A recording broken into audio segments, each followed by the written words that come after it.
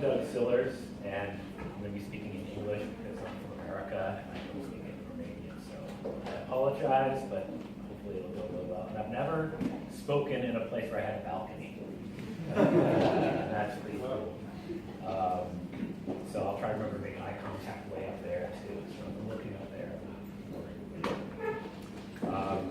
But I'm Doug Sillers.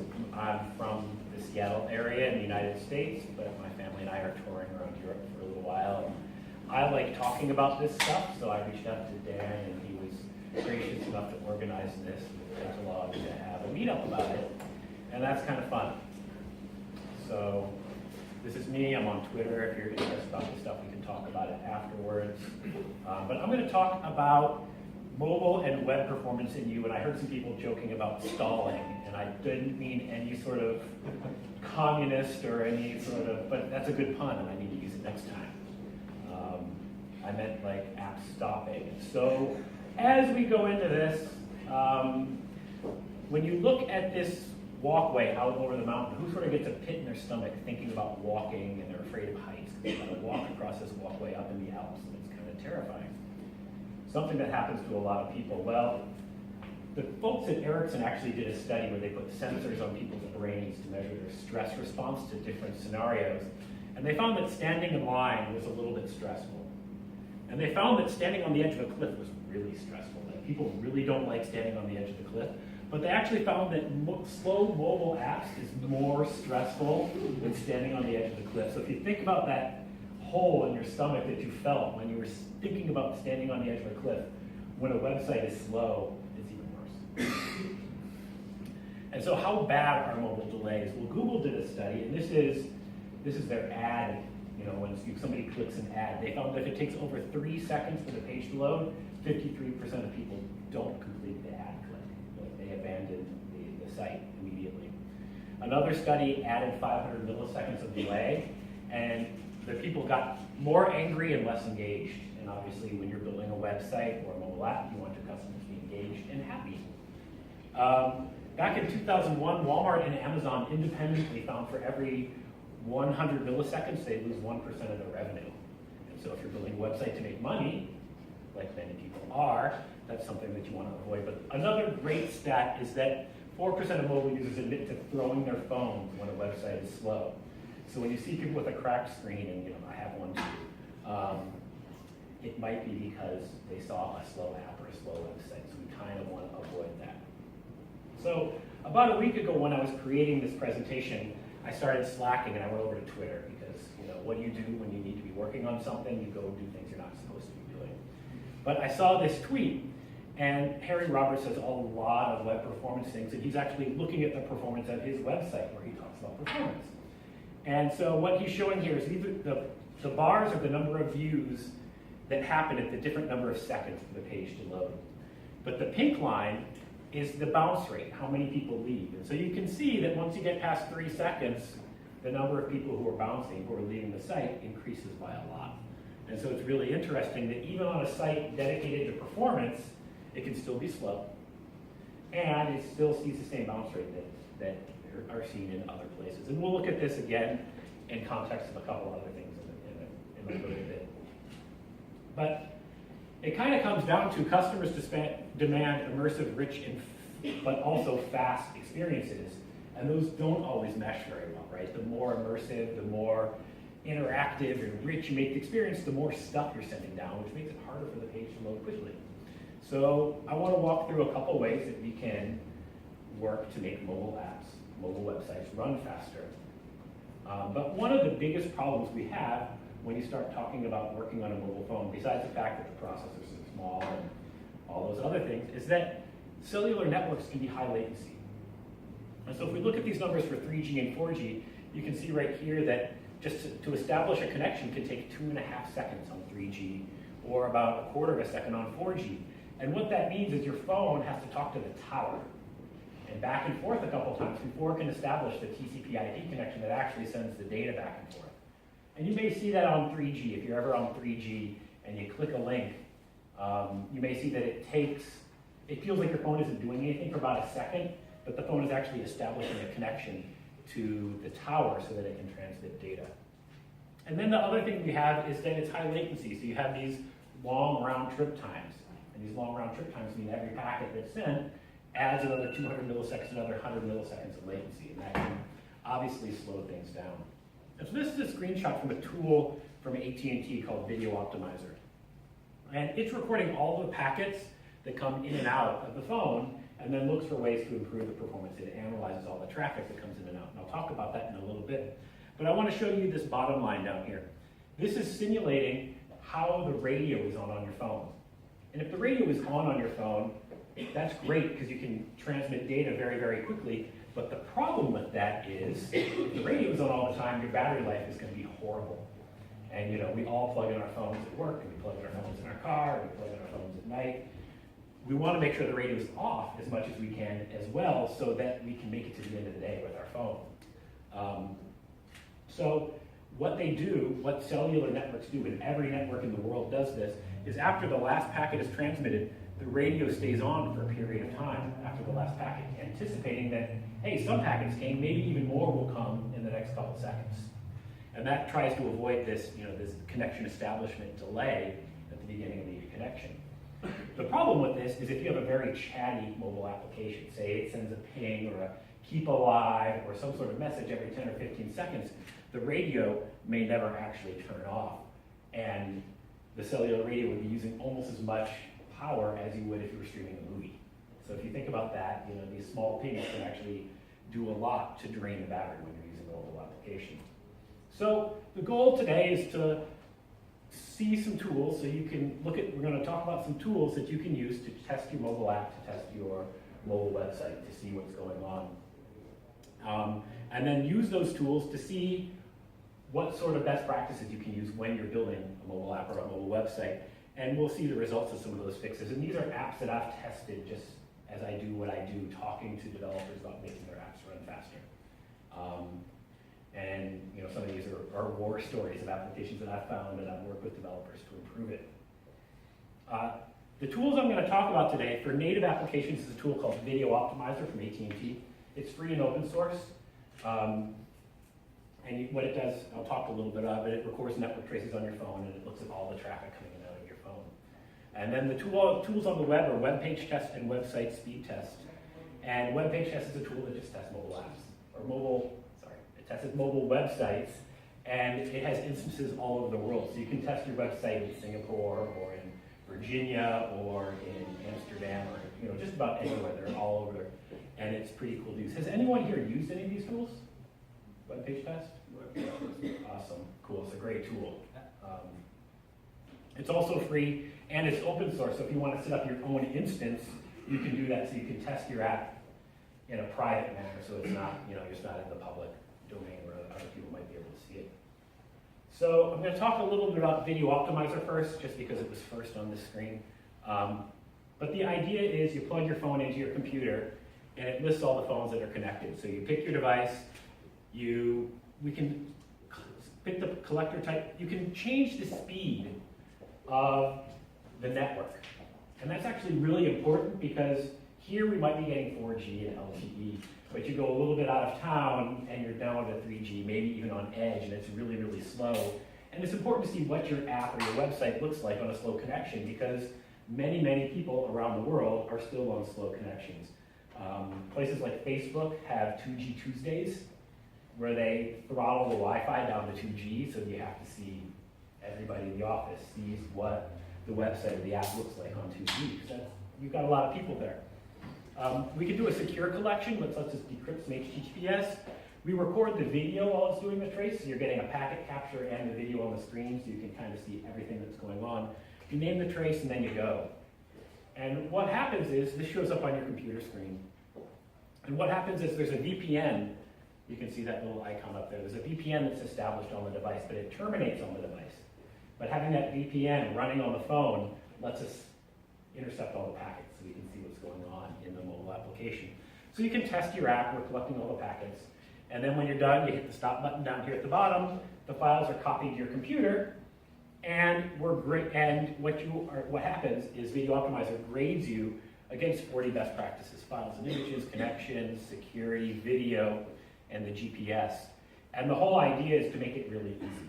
green check marks, red X's, not good, right? So it really helps you narrow down very, very quickly where the problems are. If you see a red X, maybe I should look at the files that are giving me a red X so I can fix them. Web page test, kind of the same idea.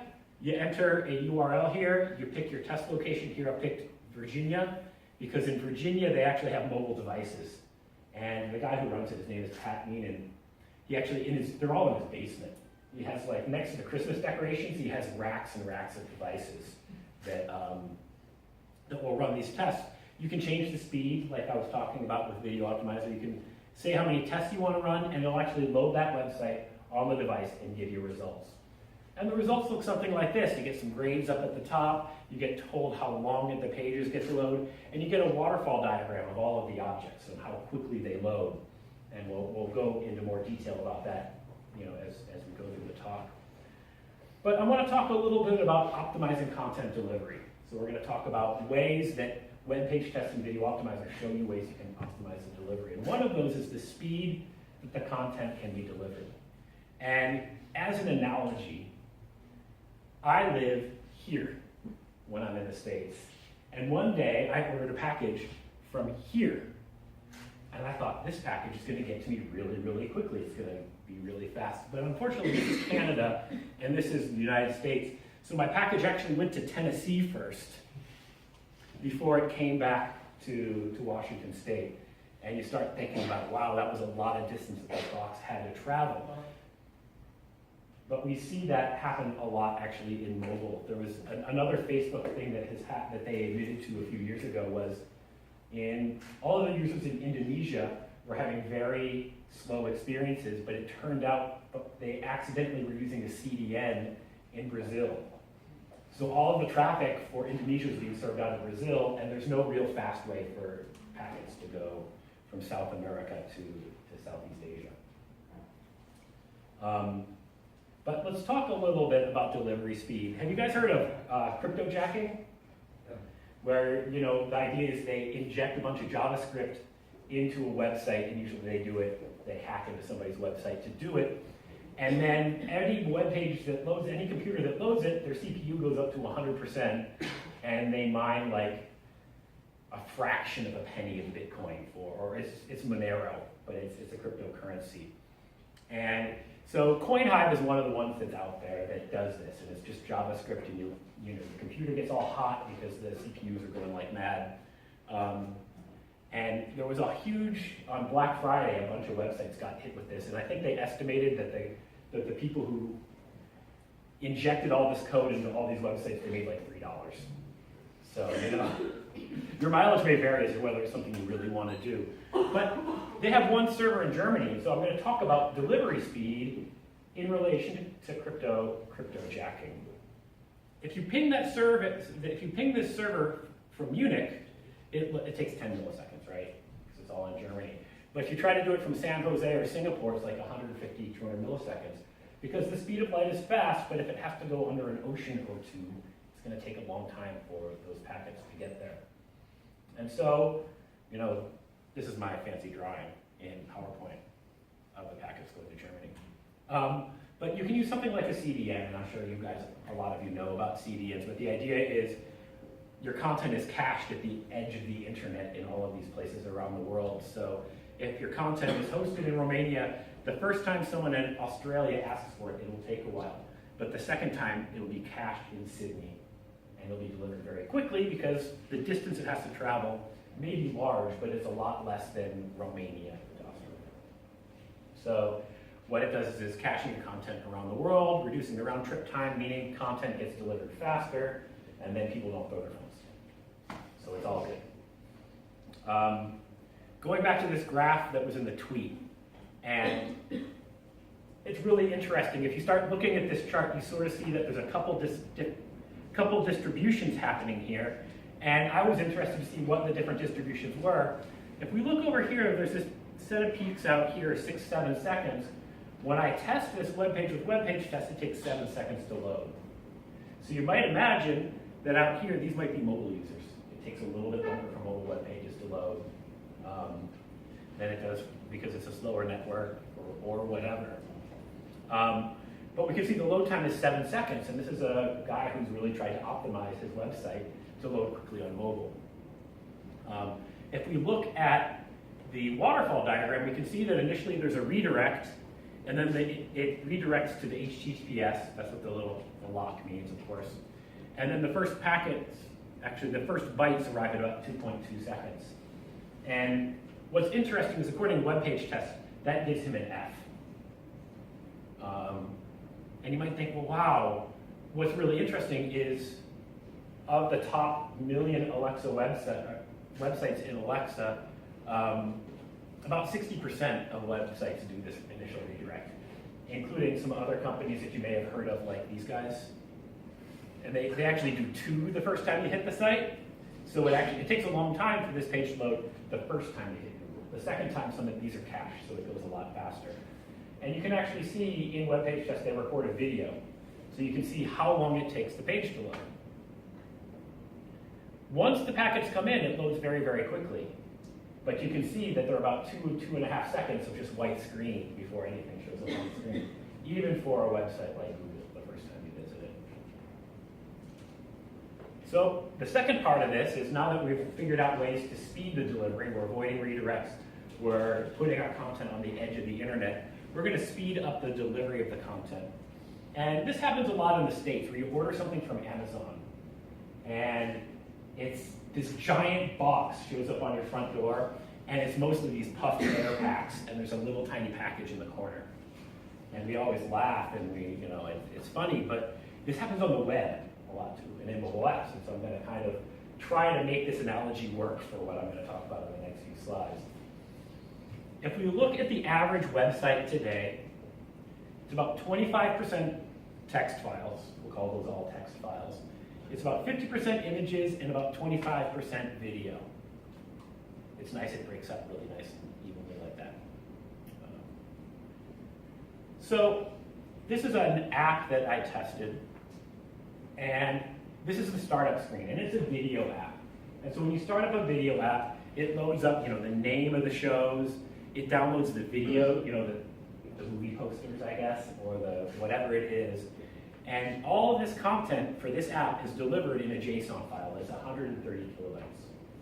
And the problem with this 130 kilobyte file has stuff like America's Got Talent, because it's an American app, and it has the URL to the image, right? The JPEG image is going to fill this little rectangle up there.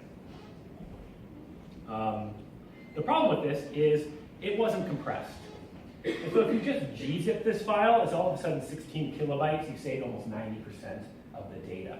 If you use Broccoli, which is another compression algorithm that's a little newer, it came from Google. I think that the Google developers who do all these compression algorithms are in Switzerland, and they name them all after pastries. So if you ever see pastry-related compression, I think it's all from Google. But the idea here is, you're saving data. It's not a huge amount of data, right? It's like 120 kilobytes. But what happens is, since the file is downloaded faster, all the requests for all those images are requested probably a couple hundred milliseconds faster, which means the page or this screen of the app will load faster. And it's just one of those steps. It's a really, really small step, but it will actually propel this page to be loading faster for most of the viewers, or all of the viewers. And so if we look at, this is the top million mobile websites, what you see is, if we look at files that, it's hard to see in the colors here, but these are files 0 to 100 kilobytes. This is the number of files that are used gzip. This one is Broccoli, and then these are the ones that are not compressed. You can see most people are using gzip. A huge percentage of these are zipped. But what we can see is, we can look at these same files, same x-axis. This is the time it takes for them to download. And what we can see is the not compressed files always take longer, even for compressed and non-compressed files that are the same size. So if the files are compressed, here's the gzip, that's Broccoli. And so what we can see is, these files are going to download a lot faster if you just turn on compression on the server. And it's kind of amazing the number of websites. Here, this is websites. Obviously, a lot of them are compressed, but I see so many mobile apps that just don't have gzip turned on the server, and it would be a huge improvement to making these things run faster. There's some ad networks that are egregious about this too.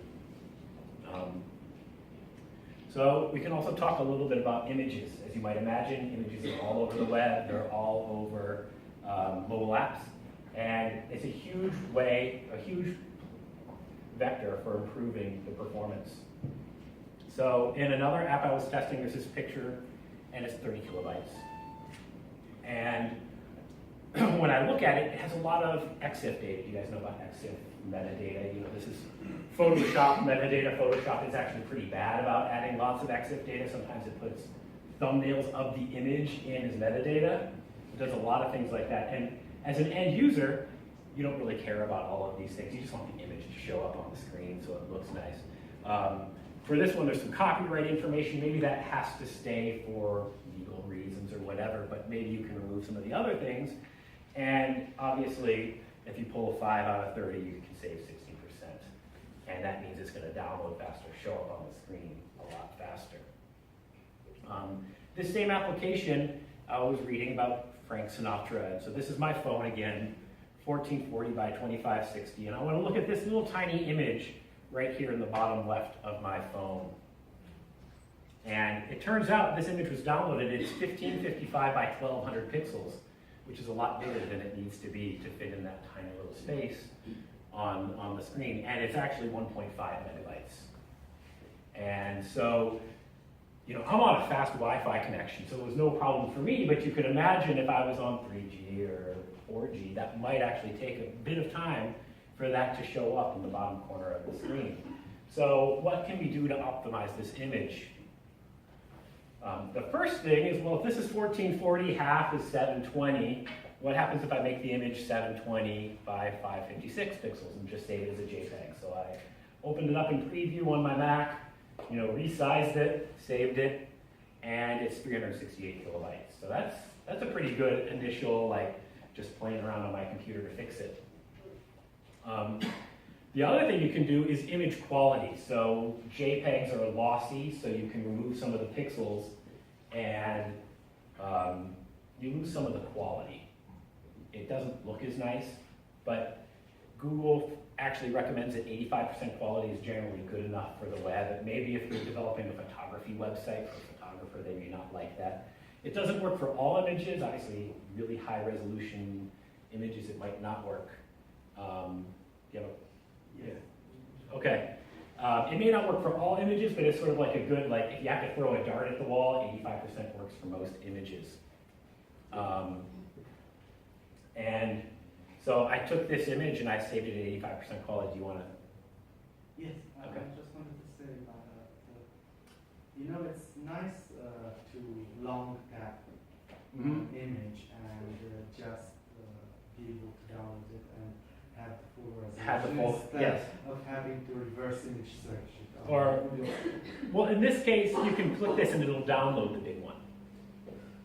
Right? So you could click, you could download the really small one, and then if you wanted to see the 1.5 megabyte one, the way this application works, if I click this, it opens up the big one to fill the whole screen. And so the idea is probably most people aren't going to open all 6 or 7 of these, so if we can make them really, really small, and then you want to see the big one, by then you really want to see that image, 1.5 megabytes might be okay. But you're right. There are pluses and minuses to all of these things. I'm just trying to walk through some ways that makes this page load faster. If you click this, maybe then it would do that 1.5 megabyte image so that you can download that big file that you want to save. If you look at this at 85% quality, you can't tell a difference here, or you would be able to tell a difference here. The way you can tell a difference is if I make it really, really big. And you can sort of see, you can see how the, you know, it just gets really pixelated around the edges. But at this size, you're not going to notice the difference. And if you go to 85% quality, it goes down to 550K. But what's really cool is if you reduce the pixels and the quality together, you know, it's 90% smaller. So this is just me playing around on my computer, right? How can I make this image smaller so that it looks good right here, but also loads really, really quickly? And then when I click this, it'll download the 1.5 megabyte image that you can save locally on your phone and make your wallpaper or whatever you're looking to do with it. But I did all this manually on my phone, and obviously you have a website or you have an app and you've got thousands and thousands of images. You don't want to do this manually, so there are tools that will help you do this. One such tool is a tool called Cloudinary. And they're a cloud service where you upload the images, and then you can change the parameters in the URL. So you can see right here, I set the quality to 85 and the width to 720. It automatically creates the image for me, and then gets served to the device. I played around a little more because there are all sorts of really cool features that you can do with Cloudinary. And I remember 85% is sort of arbitrary, right? It's just like, it's a good guess for most of the time. So I set the quality to auto, and it gets even smaller from 178 to 128. And then the last thing you can do is, because I tested this on Android, is you can run it as a WebP, because WebP is a newer image algorithm from Google. JPEG came out in 83, I think, 1983. And if you save it as a WebP with auto scaling and a width of 720, it's almost 95% smaller. So obviously that's going to show up on the screen way faster. And the other great thing about this tool is you only have to upload the original image. You don't have to keep thousands of different widths or sizes, and you don't have to keep thousands of different formats and all those different things. And if you're interested, I'm going to put these slides up on the web so you can get all the images and URLs and all of that later. And you know, part of the problem with all of this, as I was sort of mentioning, is that a friend of mine at Akamai looked at how many different Android devices came through the Akamai CDN system in one day. And that's how many Android phones came through. I think it's like 6,000 some devices. Of course, all with different screen sizes and screen resolutions. And this is hard. This is hard stuff to do. The bigger boxes are, these are like the most recent devices. So the most devices, these are all, the size of the box is how many actual devices came through of that type. So these are all Samsung S7s, and then it kind of goes down smaller. And the color, green means they were pretty fast devices, yellow means they were slower, and orange-red means that they were really, really slow and low-end devices. So, you know, this is hard stuff, right? You don't, if you're trying to create images that work across all of those devices, it can be really, really tricky.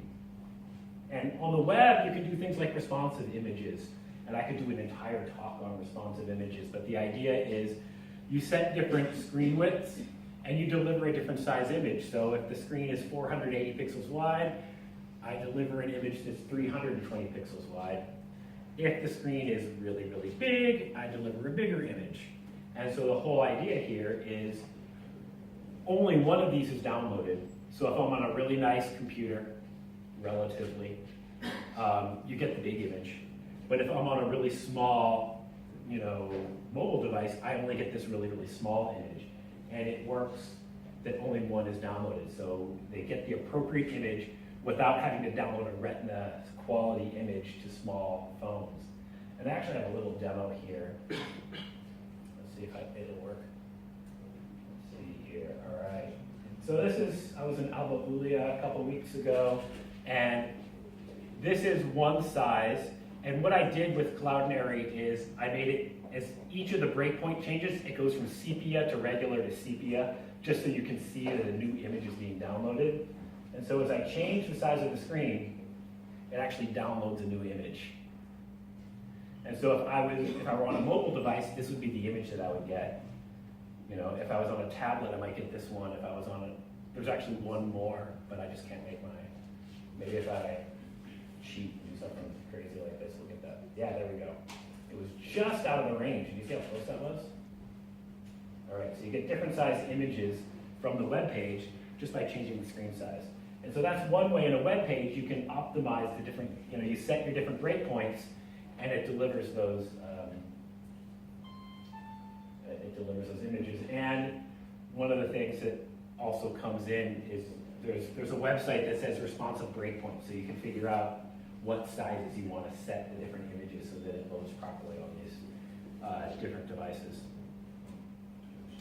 So, animated GIFs. Everybody loves animated GIFs, right? And this is a picture of my goat, or a movie of my goat. This is Nora, and she's eating a leaf, right? I recorded this on my phone, a couple seconds long. It's 1.4 megabytes straight off my phone. And I'm like, this needs to be a GIF. Yeah. So we can just sit here. Like, how awesome is that, right? Problem with this is animated GIFs is 3.8 megabytes. So now it's 270% bigger. That's my other goat, Alden. His rear end, I guess, is his finer side. And what's funny about animated GIFs is you only get 256 colors. So that's why they always sort of look pixely and weird. So I lowered the quality, and I'm getting a slower response for the image. And the reason for that is, of course, that animated GIFs is like a flip book. It's 35, in this case, it's 35 images.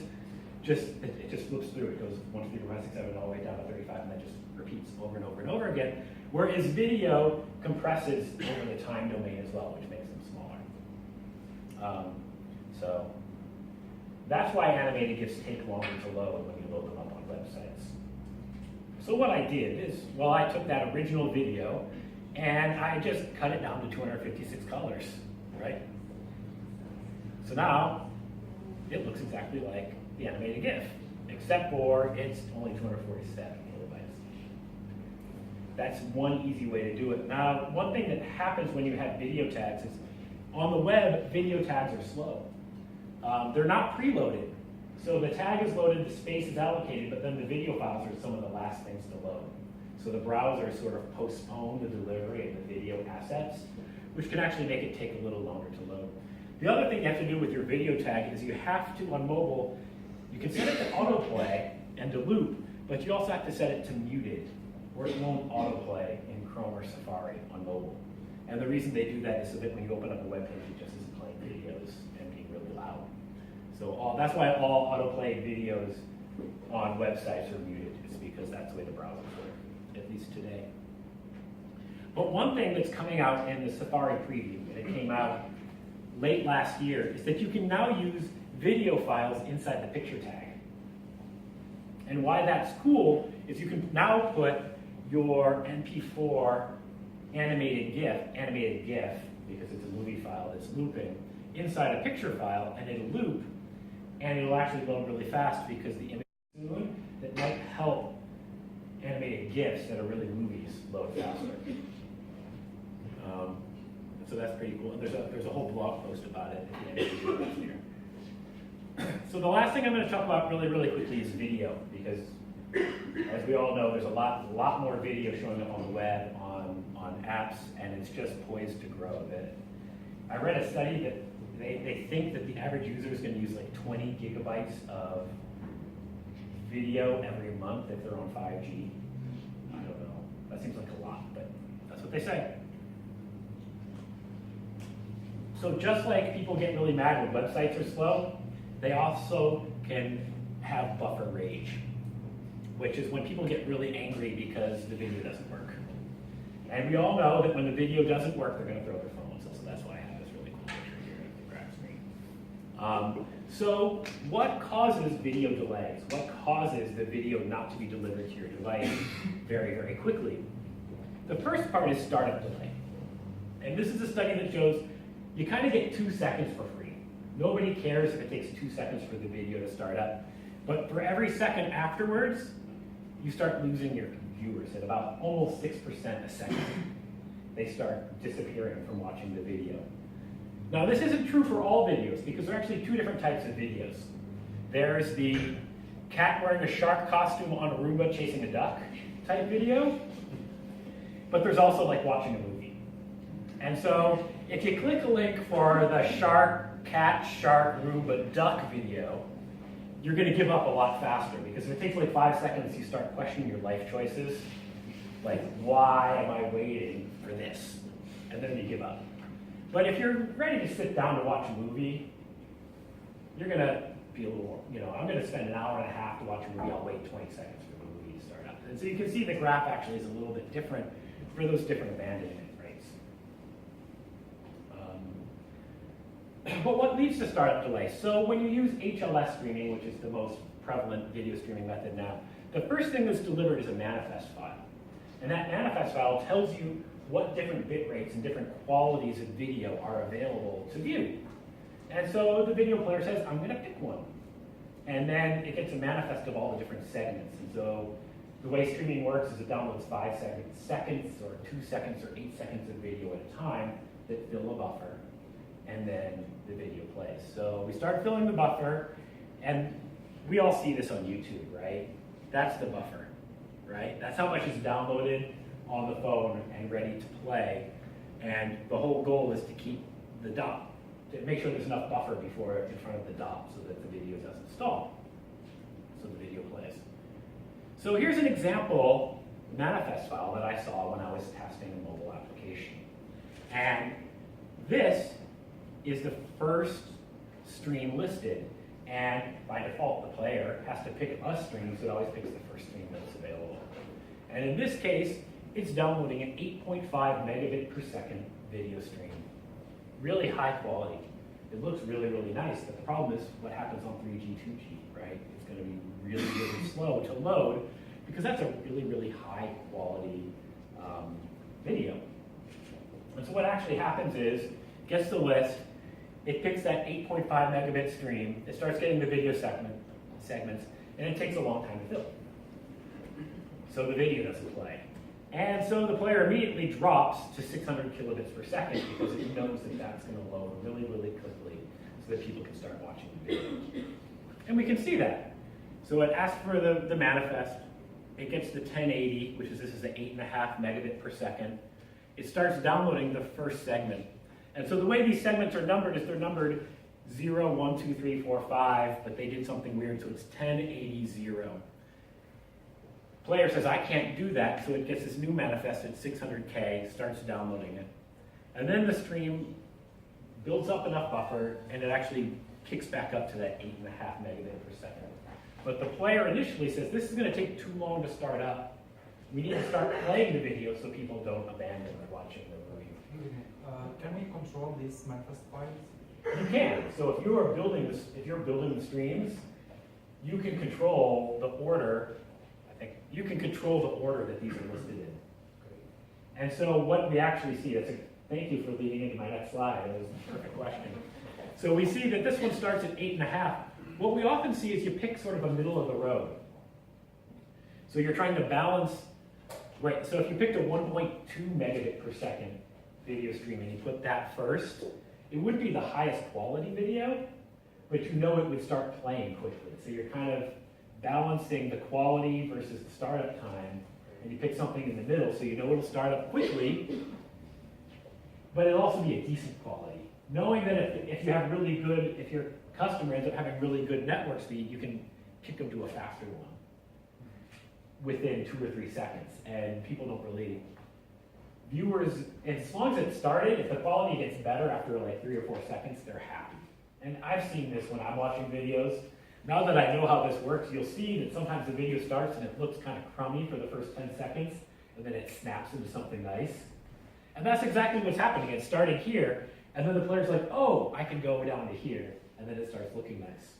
And so now you can sort of see what's happening, you know, below the scenes while this is running. Can we make an automated manifest files based on user agent? Yes, you can do that. So you can also, many providers actually will like strip out maybe this one in the 6.5 megabit for mobile, right? There's no reason to have that. And that's actually a good point because the player is always trying to kick to as high a quality as possible. And if it knows there's 4 more that it might be able to get to, it might keep trying to aggressively push to a higher quality video. And that can actually lead to stalls and delays and all sorts of horrible things that we don't want to have happen to our customers because they throw their phones. And so what leads to stalls? So as long as the video download is faster than playback, you can see that, you know, the buffer bar fills up. And so in this case, this video isn't going to stall because there's always enough video in the buffer. But what happens when it starts playing and then you sort of run out of buffer, right? The player's going to stall. The video is going to stall. You're going to sit there and it's going to be a blank, you know, the screen, the video is stopped. Over time, you'll see the buffer filling up, but the video still isn't playing because it knows that it's not downloading fast enough that if it starts playing, it's just going to stall again in 2 or 3 seconds. And this happens to me all the time. It's like if you hit pause and you hit play, it'll play out that little bit, but it's just going to stall again. And then you have to wait for it to fill again. So you can hit pause, play. I mean, I do this. I don't know, have you guys seen that before when you're watching videos? You're like, why? There's stuff there. Let's see it. But then it just stalls again because the player knows that the network isn't fast enough to handle this video to keep playing. So the player is trying to balance the network versus what's in the buffer and how quickly we can play it all back. And so there's this constant, balancing act. And there's a lot of work being done today to make the players be more efficient and better, algorithms to figure that out. It's still, it's open science today still. So again, Cloudinary has a tool where you can say, I want to deliver this to mobile devices. You upload a video. It creates all of the streams for you. It creates all the different bit rates, and it creates the manifest files. So then you just link to the URL and it just works. So there are a lot of tools that will do that for you, and it'll pick one of those middle of the road. So you can edit, and you can edit the manifest files so that if you decide you want it to start at the lowest quality, you can do that as well. Because then it's going to start up really fast, but may look really, really bad. It's all sort of a balance. But if we look at these streams, I'm just going to represent the throughput in a different way of these videos. So we're going to graph it. So here's 8.5 megabits, here's 200 kilobits per second. And what you can see is there's like a sort of nice, if you're drawing a trend line, like you've got a nice trend line here, and you have a nice trend line here, but there's sort of this like giant jump right here in the middle. And this giant jump can actually be a problem. It can lead to issues in the streaming. And I'm going to show you an example that I did when my phone was on cellular, when I ran this same video. And so I start again at 1080, and the phone's like, you can't do that, so it drops down to 600. So if you look at it, right, it dropped down to that low quality bit rate. And then after 3 segments, it says, well, maybe I can do 3.5 megabits per second. And it jumps up. But that was actually a little bit too much. It was a little too aggressive a jump. So it drops back down to 1.2, and then back up to, it starts doing this, back and forth, back and forth. Probably because the network sweet spot is somewhere right in the middle.